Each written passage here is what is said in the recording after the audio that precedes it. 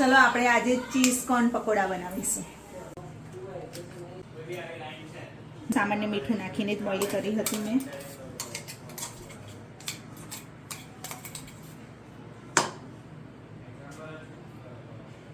આ મકાઈ બાફી હતી એની અંદર આપણે થોડા ધાણા નાખીશું આપણે, અને લીલા મરચાં, 2 લીલા મરચાં હતા નાના, એ નાના ઝીણા ઝીણા સમારી રાખ્યા છે તે એની અંદર એડ કરીશું. લીલું મરચું નાખ્યું એ પ્રમાણે થોડુંક મીઠું એડ કરીશું. બરાબર મિક્સ કરી દઈશું.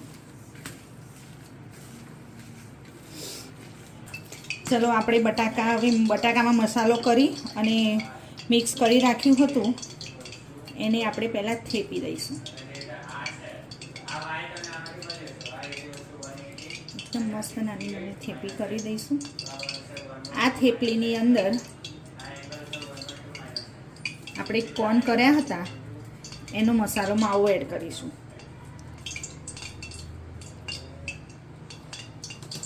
અને એમાં વચ્ચે આપણે ચીઝ ક્યુબ મૂકીશું અને આને આપણે ગોળ રોલ બનાવી દઈશું.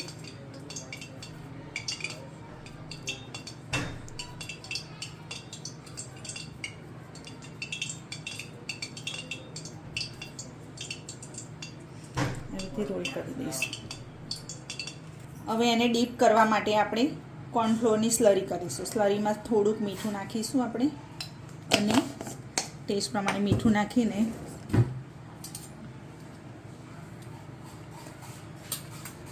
મિક્સ કરી અને હવે એને પાણીથી સ્લરી કરી દઈશું. સ્લરી બહુ પતલી કરવાની નથી, જોઈતા પ્રમાણમાં પાણી લેવાનું છે.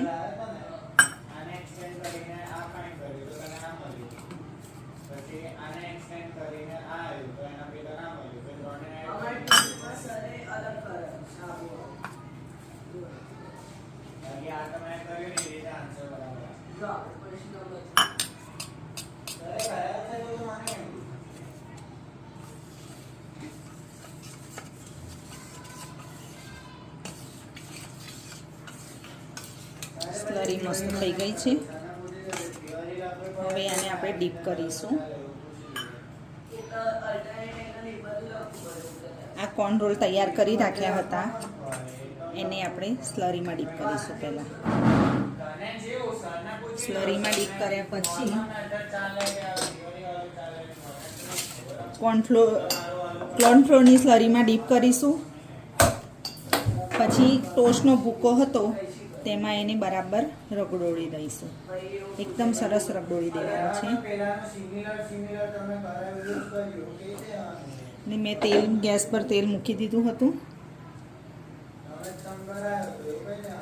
તે મસ્ત ગરમ થઈ ગયું છે.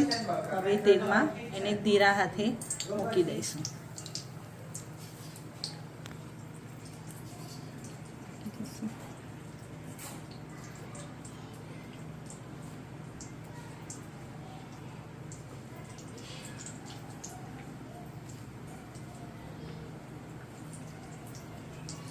એને હમણાં ફેરવવા માટે ઉતાવળ કરવાની નથી, શાંતિથી થવા. મસ્ત ગોલ્ડન બ્રાઉન થવા દેવાના છે. જો ગોલ્ડન બ્રાઉન થવા લાગ્યા છે હવે તો રેડી છે આપણા ચીઝ કોર્ન પકોડા. ચોમાસાની સિઝનમાં મકાઈનો ઉપયોગ સરસ રીતે થાય. બધી અલગ અલગ રીતે આપણે મકાઈ બનાવવાની, મકાઈનો ઉપયોગ કરીને આઈટમ બનાવવાની છે. બહુ મસ્ત લાગે છે. છોકરાઓને ભાવે એવા ચીઝ કોર્ન પકોડા રેડી છે. વિડીયો ગમે તો લાઈક, સબસ્ક્રાઈબ એન્ડ કમેન્ટ જરૂરથી કરજો.